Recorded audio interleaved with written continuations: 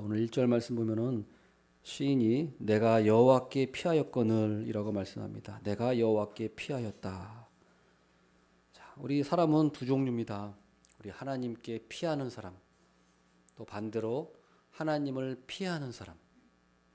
자, 어떤 사람입니까? 우리는 하나님께 피하는 사람이 되어야 합니다. 하나님을 피하는 사람이 되면 안 돼요. 헷갈리지 않으시죠? 하나님께 피하는 사람이 돼야지 하나님으로부터 도망가는 사람이 되면 안 된다는 거예요. 아담과 하와가 죄가 없었을 때는 하나님께 피했어요. 그러나 선악과를 따먹고 나니까 하나님과의 관계가 깨짐으로 하나님이 싫어진 거예요. 또 두려워지고 그래서 하나님을 멀리하고 하나님을 피하게 된 겁니다. 그래서 우리가 믿는 자들은 어떤 사람이냐? 하나님께 피하는 사람인 거예요. 피하는 사람. 오늘도 우리가 여기에 모인 것은 하나님께 피하는 겁니다. 피하러 모인 거예요.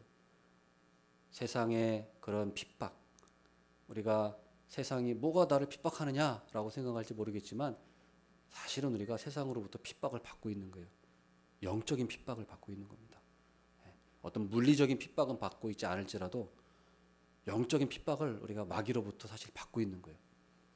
하나님께 집중하지 못하게 하고 또 하나님께 나오지 못하게 하고 여러 가지로 바쁘게 하는 게 다 이게 영적으로는 다 사탄 마귀의 그런 계략이라는 거예요.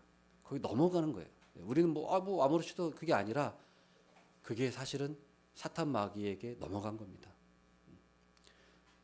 그래서 우리가 여기에 있다는 것은 우리가 사탄 마귀의 그 계략에 우리가 넘어가지 않은 거예요.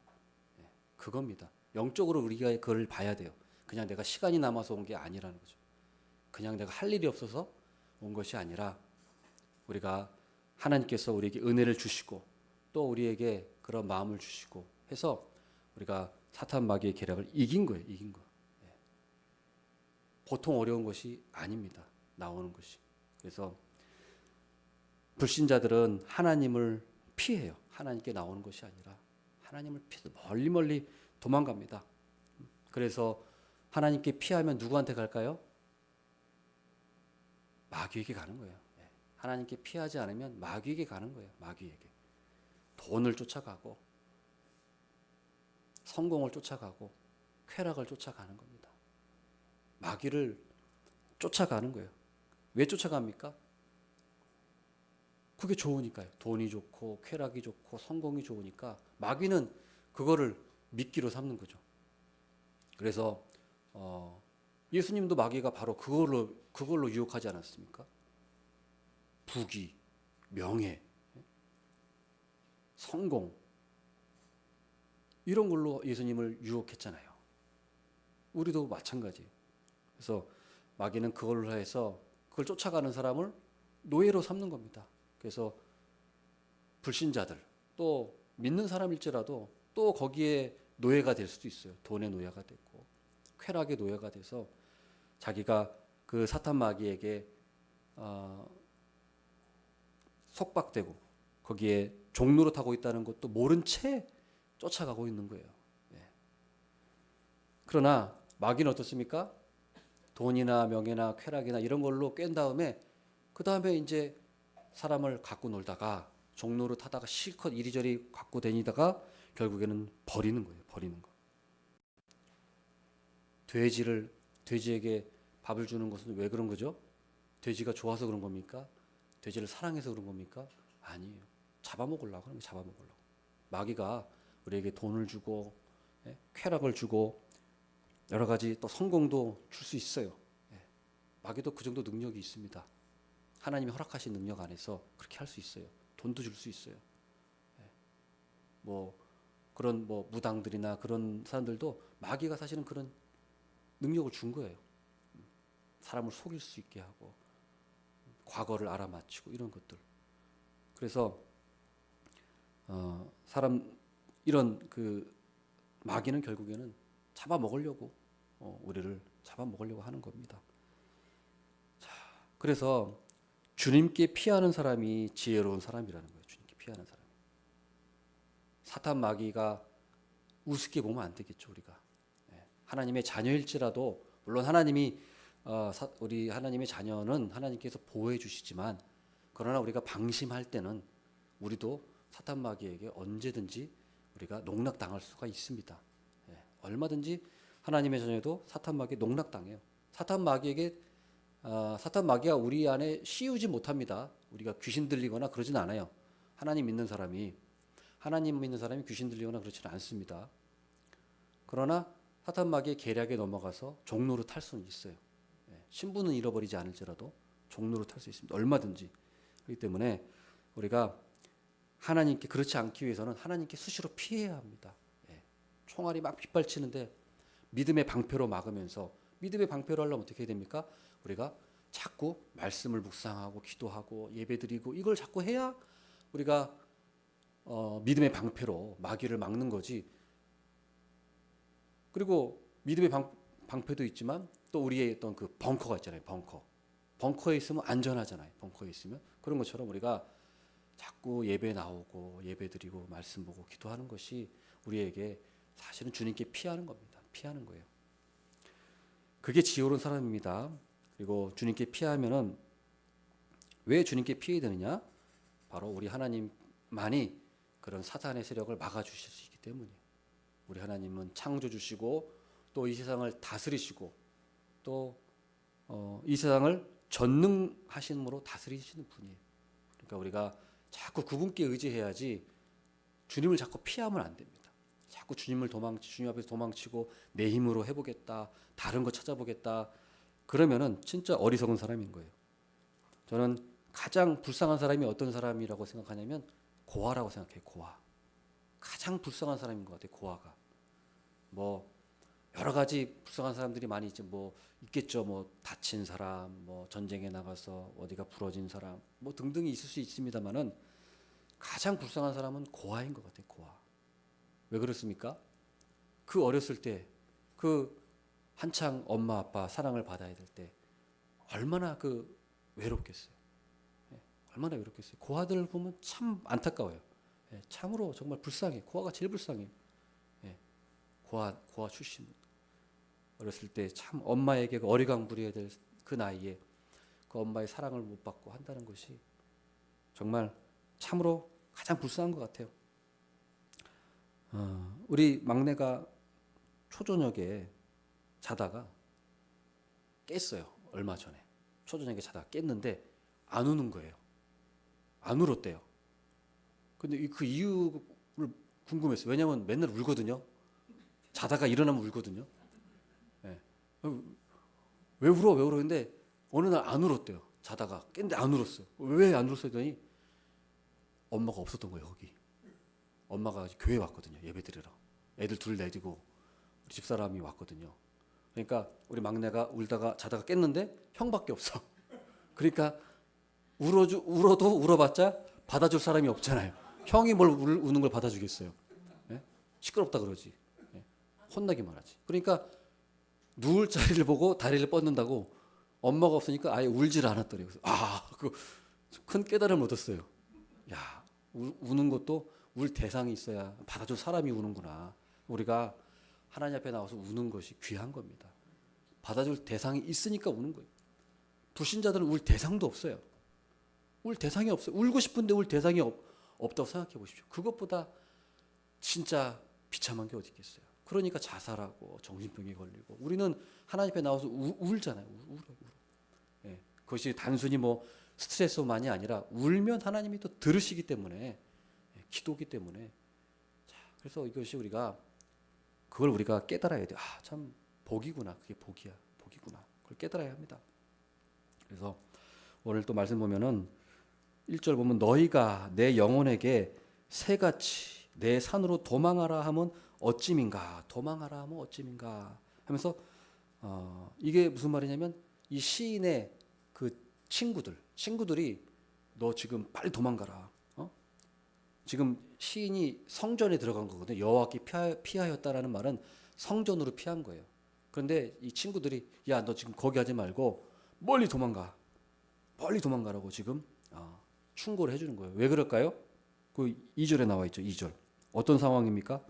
악인이 활을 당기고 화살을 시 위에 먹이며 마음이 바른 자를 어두운 데서 쏘려 하는도다. 지금 이 시인을 잡으려고 악인이 어두운 데서 화살을 당겨서 시위에 그 화살 시위에 먹였다. 이게 당기기 직전이다 이거죠. 지금 현실적으로는 굉장히 지금 급박한 시기고 위험한 그런 상황이에요. 그런데 친구들이 봤을 땐 너 지금 빨리 도망가야 되는데 성전에 들어가면은 거긴 너무 지금 붙잡힐 가능성이 많다 이거죠. 네. 성전에 가면은. 그러니까 거기 가지 말고 아예 산으로 도망가라. 멀리 안 보이는 데로 도망가라. 그거 얘기를 한 거예요. 네. 현실적인 조언이죠. 현실적인 조언이에요. 그러나 시인의 마음은 그렇지 않았다는 거예요. 시인의 마음. 3절 보겠습니다. 3절. 터가 무너지면 의인이 무엇을 하랴. 이것은 무슨 말이냐면 이것도 친구들이 한 말이에요. 친구들이 터가 무너지면 그러니까 네가 아무리 정직하고 의인이라 할지라도 네가 죽으면 그게 다 무슨 소용이 있느냐. 그런 말입니다. 그런 말. 그러니까 이런 말을 들었을 때 시인이 자, 반응이 어떻게 하느냐? 시인의 반응은 바로 여호와께서는 그의 성전에 계시고 4절 말씀 보시면 여호와께서는 그의 성전에 계시고 여호와의 보좌는 하늘에 있으며 무슨 말이냐면 시인은 그 친구들의 조언, 현실적인 조언이 있었지만 시인은 아니야. 나는 하나님을 바라볼 거야. 시선을 하나님께로 고정했다는 거예요. 하나님께로. 시선을 하나님께로 향했다. 그겁니다. 우리가 신앙생활하면서 중요한 게 있어요. 이거예요, 이거. 우리가 시선을 하나님께로 고정해야 하는 거예요. 집중력. 하나님께로 고정하는 거. 어려운 겁니다. 어려운 거예요. 왜냐면은 2절 말씀에서 봤듯이 원수들의 모습이 어때요? 지금 화살을 지금 쏘고 있는 모습인데 자, 생각해 보십시오. 여러분 만약에 여러분에게 누가 지금 총을 겨누고 있어요. 장전해 가지고 총을 겨누고 있어요. 그러면 여러분 어떻겠어요? 혼비백산하겠죠. 예.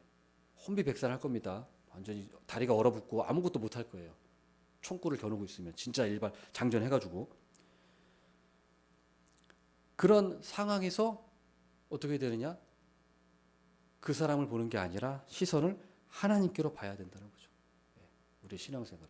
그러니까 우리 신앙생활은 현실 속에서 그런 어려움이 있을지라도 우리가 하나님께 우리가 시선을 향해야 한다는 것입니다. 군대에 있을 때 제가 유격을 했는데 유격할 때 그 외줄타기라고 있어요. 외줄타기. 그 TV에서 좀 아마 보셨을 텐데 이렇게 외줄이 이렇게 쫙 있으면 이렇게 해가지고 다리 이렇게 걸어가지고 이렇게 당겨가지고 앞으로 가는 거예요. 유격할 때. 예. 그거를 했거든요. 근데 그거에서 가장 중요한 점은 시선입니다. 시선. 그 외줄타기를 하려면 시선을 항상 저 전방 앞을 주시해야 돼요. 그렇지 않고 시선을 만약에 옆으로 돌린다. 그러면 중심이 무너질 수가 있어요. 또 만약에 밑을 본다. 밑을 보면 이게 낭떠러지거든요. 낭떠러지. 그러면 또 겁이 날 수도 있고 균형이 안 맞아요. 항상 딱 앞을 바라보면서 이렇게 이 시선이 움직이면 안 돼요. 딱 고정된 어디 목표를 보고서 이렇게 당겨야만 이게 넘어지지 않을 수 있는 거예요. 그래서 신기하게도 처음에 저도 그 외줄타기 보면서 저거 어떻게 안 넘어지고 가지? 그 생각했거든요. 그냥 진짜 외줄이에요, 외줄. 어떻게 저거 안 넘어지고 넘어가지? 근데 하니까 되더라고요. 예. 안 넘어가고 이렇게 잘 갈 수 있었어요. 한 번도 안 넘어졌어요. 시선을 고정하고 이렇게 가니까. 군대 나오신 분들 다 해보셨죠? 또 세대가 다릅니까? 그때는 안 하셨어요? 그래서 우리 신앙도 바로 이 외줄타기예요. 외줄타기. 우리가 여러분이 원하든 간에 원하지 않든 간에 우리의 신앙이 우리의 신앙은 지금 외줄타기 하고 있는 거예요. 외줄 타고 있어요. 우린 지금. 그러니까 똑바로 지금 그 하나님만을 바라보지 않으면 옆을 보거나 밑을 보거나 그러면 균형을 못 잡고 넘어지는 거예요. 우리가 집중력을 발휘해서 우리가 신앙생활을 할 때는 오직 하나님만을 쫙 바라보고 직진해서 가야 돼요. 하나님만 바라보고 가야 돼요. 자꾸 옆에 바라보면 주위가 산만해져서 넘어져. 그럼 앞을 못 가요. 우리가 시선을 딱 고정시켜서 믿음으로 딱 하나의 딱 그 마음으로 딱 그것만을 위해서 우리가 가는 우리 모두가 되기를 바라겠습니다. 자, 4절 말씀 보겠습니다. 4절. 여호와께서는 그의 성전에 계시고 여호와의 보좌는 하늘에 있으며 그의 눈이 인생을 통촉하시고 그의 안목이 그들을 감찰하시도다. 자, 여호와께서는 그의 성전에 계신다. 그리고 또 여호와의 보좌는 하늘에 있다. 이 두 가지가 이게 다 말씀하는 거예요. 우리 하나님께서는 성전에도 계시고 그런데 또 보좌는 하늘에 있다. 그러니까 이게 하나님께서는 땅에서도 계시고 하늘에서도 계신다. 그런 말씀이에요. 땅에만 있으면 또 불완전하죠. 또 하늘에만 있으면 우리를 못 도와줘요. 땅에만 있으면 또 하늘에 계시지 않기 때문에 또 유한한 존재죠. 그러니까 하나님께서는 절묘하게도 땅에서 나와 함께 계시면서도 하늘에서 통치하시는 분인 거예요. 그래서 완전하신 분이죠. 나와 함께 하시면서 통치자이신 분, 내재하시면서 초월하신 하나님. 하나님은 이렇기 때문에 완전하신 분이고 오직 우리 하나님만이 그런 분이라는 사실입니다. 그리고 또 오늘 말씀 보면은 통촉하신다. 통촉하신다는 말은 불꽃처럼 날카로운 눈으로 보고 계신다는 거예요. 하나님이 하늘에 우리와 함께 계시면서 성전에 계시면서 하늘에서 통치자로 재판장으로 계시는데 통촉하신다. 그 말은 불꽃 같은 눈으로 우리를 바라보고 계시다는 거예요. 사람들을 바라보고 있다는 거예요. 그리고 감찰하신다는 말씀이 있는데 감찰하시도다. 이 감찰은 히브리어로 바란이라는데 바란이라는 그 히브리어로 바란이라고 하는데 이것은 심사한다. 또 인간의 속셈을 파헤친다라는 말을 하고 있어요. 그런 뜻이에요. 하나님께서는 통촉하시고 감찰하시는데 그건 무슨 뜻이냐면 인간의 속셈까지 파헤치시는 분이신 거예요. 우리의 마음까지. 우리 막내가 두 번 얘기하네요. 막내가 맨날 엄마를 자주 불러요. 맨날. 예. 엄마 형이 발로 찼어. 형이 머리를 눌렀어. 예. 이제 형이 방에서 둘이 있을 때 이렇게 막 이렇게 하면은 들으라고 계속 그렇게 말하는 거예요. 예. 엄마 발로 찼어. 형이 발로 찼어. 머리 눌렀어.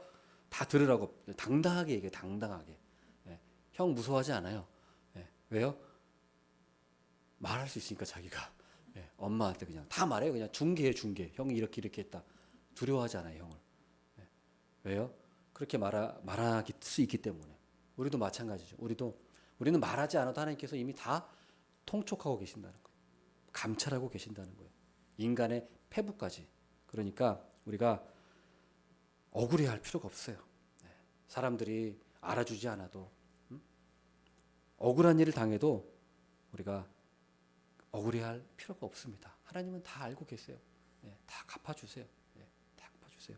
그래서 자 5절 말씀 보면 어떻습니까? 5절 여호와는 의인을 감찰하시고 악인과 폭력을 좋아하는 자를 마음에 미워하시도다. 자, 의인을 감찰하시고 악인과 폭력을 좋아하는 자를 마음에 미워하시도다. 하나님께서 의인과 악인을 나누시는데 의인과 악인을 확실히 구분하시는데 자 보세요. 악인은 어떠합니까? 악인에 대해서는 마음에 미워하신다고요. 미워하신다. 우리가 이걸 분명히 알아야 돼요. 이게 하나님은 이런 성품을 가지고 계시구나. 하나님은 의로운 자를 좋아하시고 악인을 하나님은 미워하신다. 죄악을 저지르는 그 악행자 이런 사람들을 미워하신다는 거예요. 우리가 이걸 통해서 위로를 얻을 뿐만 아니라 어떻습니까? 우리 마음에 큰 믿음을 가질 수 있는 거예요. 믿음. 하나님께서 내가 사람들이 알아주지 않아도 하나님은 다 벌써 그 사람의 그 패부까지 다 보고 계시구나. 속셈까지 다 파악하고 계시구나. 그게 우리 마음에 믿음의 강력한 힘이 되는 거예요. 그 믿음. 그렇기 때문에 억울한 일을 당하고 뭐 좀 그런 일을 당해도 괜찮아요. 괜찮아요. 이겨나갈 수 있어요. 믿음으로 이겨나갈 수 있어요. 아무렇지도 않아요. 자, 6절 말씀 보겠습니다. 6절. 이제 6절, 7절 말씀은 악인과 의인의 운명을 대조하고 있습니다. 6절 말씀은 악인에 대한 운명을 말씀해 주고 있어요. 악인에게 그물을 던지시리니 불과 유황과 태우는 바람이 그들의 잔에 소득이 되리로다. 악인에게 그물을 던진다는 말은 무슨 말씀입니까? 도망 못 가도록 봉쇄하신다는 거예요. 악인들은 하나님을 피해 다니거든요. 계속 피해 다녀요. 죽을 때까지. 그러나 결국에는 시간 문제지 하나님께 결국은 붙잡히게 된다는 거예요. 봉쇄당한다. 하나님께 결국에는 붙잡힙니다. 그물을 던지신다. 그래서 악인들이 자기 마음대로 하나님 피해서 자유롭게 사는 것 같지만 잠깐입니다. 잠시 잠깐이에요. 시간 문제예요. 이 사람들이 붙잡히는 건 시간 문제입니다. 잠시 잠깐. 결국에는 하나님께 붙잡히게 된다. 그 다음 불과 유황과 태우는 바람이 그들의 잔의 소득이 되리로다. 불과 유황과 태우는 바람을 얘기하고 있어요. 불과 유황이라고 하는 건 뭐냐면 하나님의 심판의 도구를 말하는 겁니다. 소돔과 고모라가 대표적이지 않습니까? 불과 유황을 하늘에서 내려서 그 타락한 도시를 하나님이 태웠어요. 소돔과 고모라는 진짜 있었던 일이죠. 그 소돔과 고모라도 역사적으로 발굴이 되고 또 증명이 됐습니다. 그래서 소돔과 고모라가 우리가 뭐 상상 속에 그냥 뭐 그런 신화가 아니고 정말로 역사적으로 그런 일이 있었던 거예요.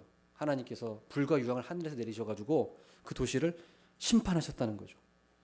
그래서 악인들은 바로 하나님께서 이렇게 불과 유황으로 심판하신다. 요한계시록 14장 10절에도 그런 말씀이 있습니다. 요한계시록 14장 10절 그도 하나님의 진노의 포도주를 마시리니 그 진노의 잔에 섞인 것이 없이 부은 포도주라. 거룩한 천사들 앞과 어린 양 앞에서 불과 유황으로 고난을 받으리니. 그래서 대적자들, 불신자들을 하나님께서 불과 유황으로 고난을 받게 하실 것이다라는 말씀이 있습니다. 그래서 우리가 이것을 꼭 기억해야 되겠고 또 재미있는 표현이 있어요. 보면은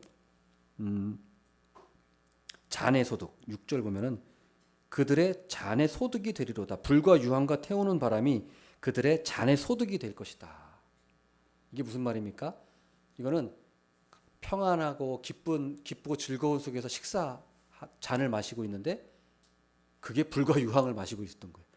그러니까 평안하게 밥 먹고 잔치 벌리고 마시고 있었는데 갑자기 그게 독약이 된 거죠. 독약. 그래서 그 평안함이 갑자기 재앙이 되고 갑자기 꼬꾸라져 죽는 급사하는 그걸 표현해주고 있는 거예요. 이게 바로 악인들의 운명입니다. 잘 먹고 잘 사는 것 같고 형통한 것 같고 아무 어려움이 없는 것 같아요. 그러나 그들에겐 갑자기 재앙이 임한다는 거예요. 갑자기 어느 순간에 우리가 이것을 믿어야 합니다. 그래서 잔의 소득이라고 말한 거는 또 뭐냐면 바로 자업자득이라는 뜻이에요. 자업자득. 악인들은 여기서 악인도 의인도 마찬가지지만 심은 대로 거두는 것입니다. 악인들이 이 세상에서 범죄하고 불의한 일하고 하는 것 하나님께서 다 보고 계신다 그랬죠. 다 감찰하신다 그랬죠. 다 그대로 갚아주시는 것입니다. 다 갚아주세요. 그게 잔의 소득이라는 거예요. 심은 대로 거둔다. 심은 대로 거둔다. 우리가 이것을 꼭 믿어야겠습니다. 마지막으로 7절 말씀 보겠습니다. 여호와는 의로우사 의로운 일을 좋아하시나니 정직한 자는 그의 얼굴을 배우리다. 이제 의인에게 어떤 일이 일어나는가? 의인. 일단 먼저 우리 여호와는 의로우시다. 하나님은 의로우세요. 하나님의 본성은 의로우세요. 의로우사 의로운 일을 좋아하시는 거예요. 의로우시니까 의로운 일을 좋아하시는 거예요. 의로우시기 때문에 하나님의 성품은 의로우신 분이에요. 그렇기 때문에 하나님께서 악인에 대해서 가만히 있을 수가 없으신 거죠. 하나님의 본성은 변하지 않습니다. 하나님의 의로운 본성은 변하지 않아요. 하나님은 본성이 의로우시기 때문에 의로운 일을 좋아하실 수밖에 없는 겁니다. 그리고 정직한 자는 그의 얼굴을 배우리다. 정직한 자. 하나님께서는 정직한 자에게 은혜를 베푸세요. 은혜를 베푸세요. 정직한 자, 의롭게 살려고 하는 자, 정직하게 살려고 하는 자에게 하나님은 그의 얼굴을 얼굴빛을 비춰주신다. 그러니까 우리가 의롭게 살려고 하고 정직하게 살려고 하는 것이 결코 아무것도 아닌 일이 아니라는 거예요. 하나님이 다 보고 계시고 기뻐하고 계신다는 거예요. 그런 자를 향해서 얼굴빛을 보여주신다는 거예요. 얼굴빛을 우리가 그러니까 우리가 의로운 일을 할 때, 정직한 일을 할 때 우리가 하나님이 나에게 함께 하시고 은혜를 주시고 계시는구나라는 사실을 우리가 믿어야 합니다. 믿어야 돼요. 확신해야 돼요. 자, 그리고 마지막으로 이러한 깨달음, 하나님께서 의로우시고 하나님은 의인을 감찰하시고 또 악인을 미워하시고 하나님께서는 악인에게 그물을 던지시고 불과 유황으로 멸하시고 의인에게는 얼굴빛으로 은혜를 주시고 이런 모든 깨달음들이 어디서 왔느냐? 바로 성전에서. 아까 친구들이 성전에 가지 말고 도망가라고 했어요. 그러나 이 시인은 아니다. 나는 성전으로 피하겠다. 그거였거든요. 그러니까 이런 깨달음을 어디서 얻은 겁니까? 성전에서. 우리가 하나님 앞에 있었을 때, 하나님 앞에 기도할 때, 하나님 앞에 우리가 아랠 때 이런 깨달음을 얻는 거예요.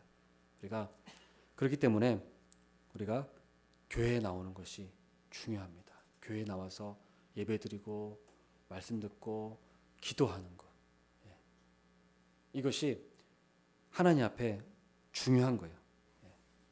그럴 때 우리가 이런 예배를 통해서 또 믿음을 통해서 기도를 통해서 하나님의 성품을 깨닫고 또 우리들의 그 하나님이 우리를 향해서 임재하시는 그것을 체험하는 거예요. 체험하고 또 믿음도 회복하게 되는 겁니다. 믿음. 사실 우리가 집에서 잘 믿음이 회복이 안 돼요. 집에서 아무리 성경을 읽고 아무리 기도해도 기도 잘 안 됩니다. 집에서는. 나와야 돼요. 나와서 교회를 와야 돼요. 교회 와서 기도해야지. 물론 집에서도 할 수 있습니다. 큐티토크 할 수 있습니다만은 그것만 가지고 안 된다는 거예요. 잘 안 돼요, 기도가. 사실은. 그래서 우리가 성전에 나온다. 꼭 여기가 성전은 아닙니다만은 구약의 성전의 개념은 아니지만 우리가 하나님 앞에 나온다는 의미로 나오는 거죠.